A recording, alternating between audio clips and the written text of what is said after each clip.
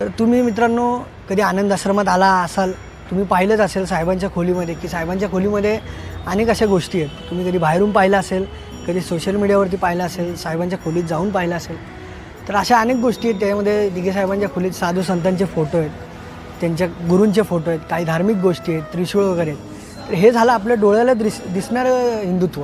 पण साहेबांच्या दृष्टिकोनातून हिंदुत्व काय होतं? तर दिघे साहेबांकडे जर आनंद आश्रमात कुणी गरजू विद्यार्थी आला की साहेब माझी परिस्थिती नाही आहे, मला कॉलेजमध्ये ॲडमिशन करायचं, तर साहेबांना ही गोष्ट माहिती होती की आपल्या एका सहीवरती या मुलाचं ॲडमिशन होणार आहे. पण साहेब त्या मुलाला घेऊन त्या शाळेत जाऊन त्यांच्या प्राचार्यांसमोर मुख्याध्यापकांसमोर बसून सांगायचे की हा माझा विद्यार्थी आहे, त्याला ॲडमिशन पाहिजे, त्यांचं करून द्या. कारण साहेबांच्या नजरेतून, साहेबांच्या दृष्टिकोनातून हिंदुत्व हे होतं की त्या गुरुजनांपेक्षा मी मोठा नाही आहे.